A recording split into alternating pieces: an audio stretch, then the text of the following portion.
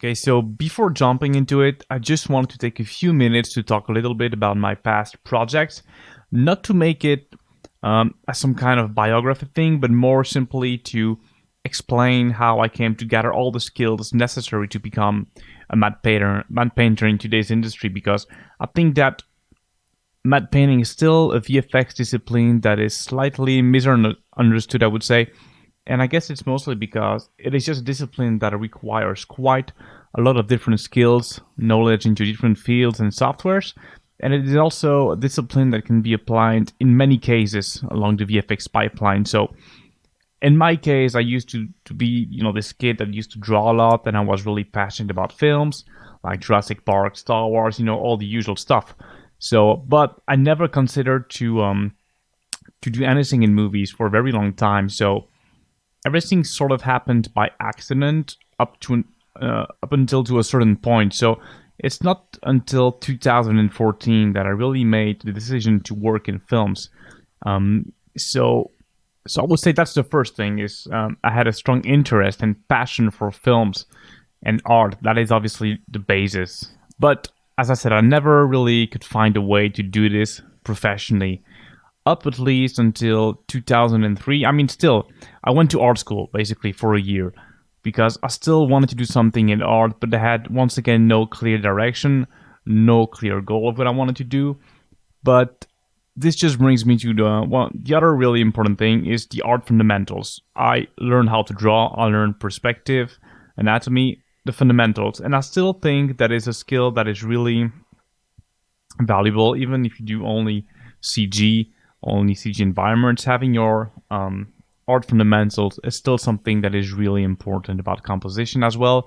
And you'd be surprised. You may work in a field that is only really about CG and technical stuff.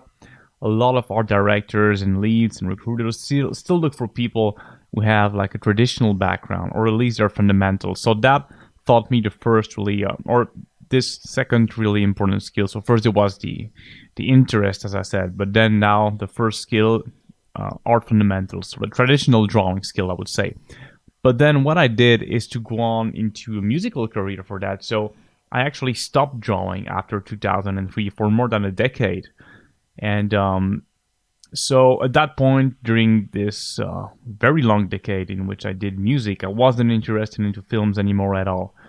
That being said, in order to pay the bills, I learned Photoshop because I wanted to do those album covers for my band. And I got quite reasonably okay, I guess, at it. And I started to have some clients. And some of the work is what I was doing when I stopped doing that. So obviously, this is not what I did when I was starting, but it's the level I was at when I stopped in 2014, I would say. And it's something I was doing really occasionally, like maybe one or two covers a year or something like that, not more. It was really occasional. But that taught me another essential skill of a matte painter. It is the photo manipulation skill, the digital 2D skill, even though I wasn't really doing really proper digital painting. So once again, I'm going to keep it short because it is not about me, simply about how I gathered those skills. Flash forward to 2014, that is when I really made the conscious decision to work in VFX. So I bought this GNOME on DVD from Dylan Cole, and that was really a revelation for me because I realized that he was using Photoshop sort of the same way I was doing. He was using those photos to blend them together, then to paint over.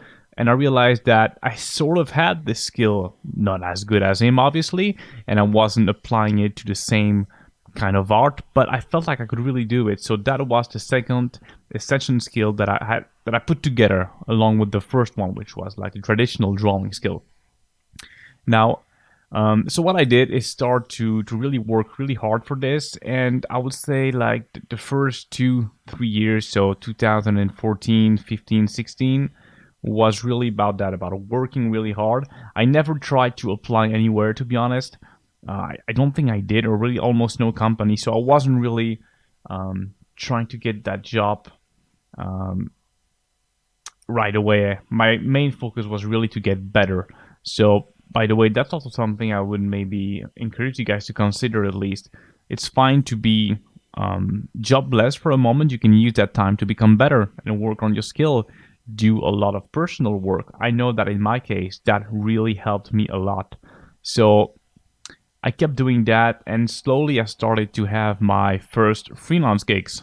So I'm not gonna go through all the projects I did, but I started to have gigs like on commercials, some game traders. So, for example, this is a matte painting that was quite important for me. I did this one, so actually not too long ago in 2017, and I picked this one because it was the first time I decided to go the full CG way, or at least like 80-90%, because before this I would have done this mostly using photos and 2D, but for this one I felt that I had learned enough 3D to try to do it full CG, and I think personally that it worked quite well. I think it still holds up, and especially if you consider the fact that in the actual commercial it's out of focus in the background, so it holds up pretty well. And really almost everything is actually CG except the sky and some paint over for like the very background mountains and city, but otherwise it's full CG. So that was sort of when I really started to change my workflow, and where I felt like I had now three really important skills that are important. So the ability to create a believable environment in CG, the ability to overpaint it, and also the ability to create a believable environment in 2D, and also, as I said, the art fundamentals.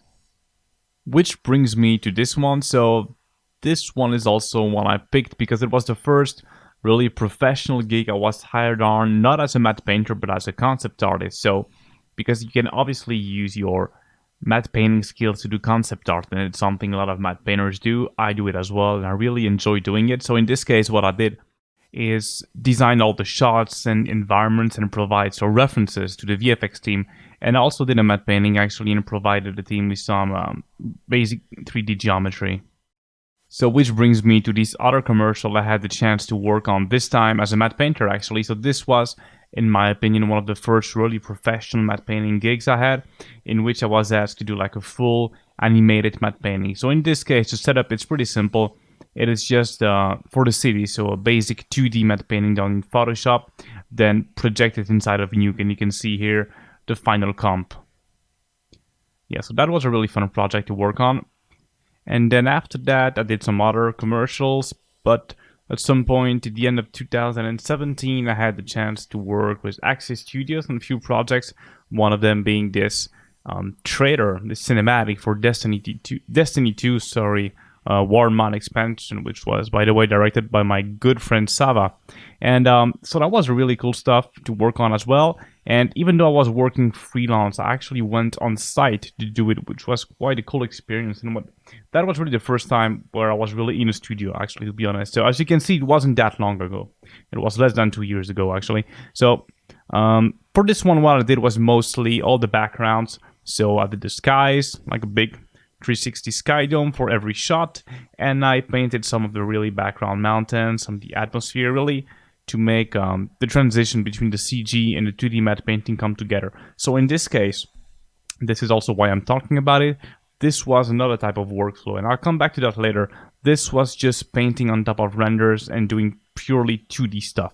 So as you can see, it's another type of workflow. For the Mercedes gig, it was a 2D Photoshop matte painting, but I also did a projection inside of Nuke. In this case, I only did the 2D stuff, no projection. And if you remember the first matte painting that I showed, which was this environment fully CG, that is not a case where it's just a full 3D environment, but with no animation. So you just provide the still.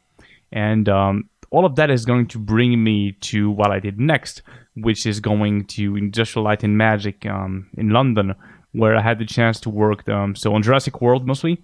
And this is where I wouldn't say learned, I mean, I obviously learned a lot of ILM, but this is where I really put all those different skills together to become the artist that I am now, I guess. That really taught me to do what I'm doing now, which is really creating shots completely from scratch to end.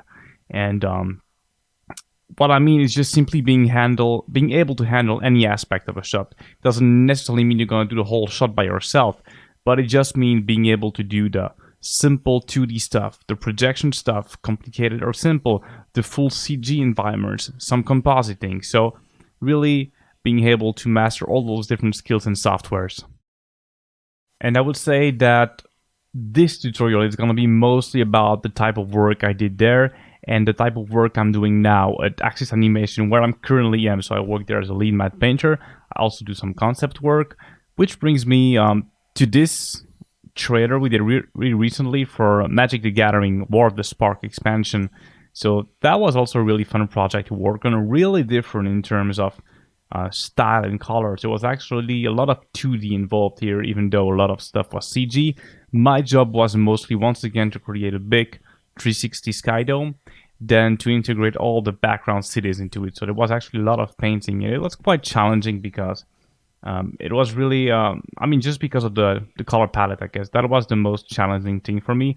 You don't really have reference for this kind of stuff. So what you do is take a look at like storm photos and try to put a grade on top of them. So yeah, it was much more stylized than what I'm used to do, I would say. But now in terms of workflow, as I said, it was mostly Photoshop, but with some CG base. And in some shots, I think I did provide a projection setup. So what I do mostly at Axis is either create like full environment shots, which we're gonna do now in this tutorial, or just do any type of matte painting work. And most of the time, I provide a nuke script as my final delivery, or the actual final sequence, but most of the time, just a nuke script. But we're gonna talk about all the different skills and workflows in the next chapter, actually. And all of that brings me also to something else I wanted to briefly talk about, and that's personal work. As you can see, I do a lot of personal work. I take every bit of free time I have available as an opportunity to progress, to learn new skill. And most of the time, every time I do a new piece, whether it's an animated shot, like the ones you can see here, or just stills, it is very often because I need or I want to learn a specific skill or piece of software, script, plugin, and or whatsoever. So I do a lot of personal work, and this type of shot, like you can see here, is really what this course is going to be about. It's really going to be about handling a shot, an environment shot, establishing shot from scratch to finish. So really take into account all the aspects of the shot. So 2D, 3D compositing, projection, etc.